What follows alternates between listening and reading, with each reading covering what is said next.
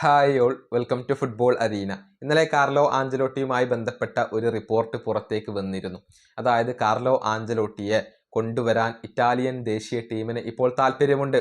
മാത്രമല്ല ആഞ്ചലോട്ടിയെ അവർ കോണ്ടാക്ട് ചെയ്യുകയും ചെയ്തിരുന്നു. മാൽഡീനി ഇത് സ്ഥിരീകരിച്ച കാര്യമാണ്. ആഞ്ചലോട്ടിയെ ഇറ്റലിയുടെ പരിശീലകനാക്കാൻ വേണ്ടിയുള്ള ശ്രമങ്ങൾ അവർ നടത്തിയിരുന്നു. ഇതുമായി ബന്ധപ്പെട്ട മറ്റൊരു അപ്ഡേറ്റ് കൂടി ഗ്ലോബോ നൽകിയിട്ടുണ്ട്. ഇറ്റലിയുടെ ശ്രമങ്ങൾക്ക് ഇപ്പോൾ ആഞ്ചലോട്ടി തടയിട്ടിട്ടുണ്ട്. അതായത് ഇറ്റാലിയൻ ദേശീയ ടീമിലേക്ക് വരാൻ താൻ ഉദ്ദേശിക്കുന്നില്ല, ബ്രസീലിനെ കൈവിടാൻ താൻ ഉദ്ദേശിക്കുന്നില്ല എന്നാണ് കാർലോ ആഞ്ചലോട്ടി പറഞ്ഞിട്ടുള്ളത്. ബ്രസീലിന്റെ പരിശീലകനായിക്കൊണ്ട് തന്നെ കാർലോ ആഞ്ചലോട്ടി തുടരും എന്നുള്ള കാര്യം ഗ്ലോബോ സ്ഥിരീകരിച്ചു കഴിഞ്ഞു. 2030 വരെ ആഞ്ചലോട്ടിക്ക് ബ്രസീലുമായി കോൺട്രാക്റ്റ് ഉണ്ട്. അത് പൂർത്തിയാക്കാൻ തന്നെയാണ് അദ്ദേഹത്തിന്റെ തീരുമാനം. നമുക്കറിയാം, കാർലോ ആഞ്ചലോട്ടിയുടെ ജന്മരാജ്യമാണ് ഇറ്റലി. അതുകൊണ്ട് തന്നെ ഇറ്റലിയിലേക്ക് അദ്ദേഹം മടങ്ങിപ്പോകുമോ എന്ന കാര്യത്തിൽ ചില റൂമറുകളൊക്കെ ഉയർന്നിരുന്നു. പക്ഷെ ബ്രസീലിനെ കൈവിടാൻ അദ്ദേഹം ഇപ്പോൾ ഒരുക്കമല്ല.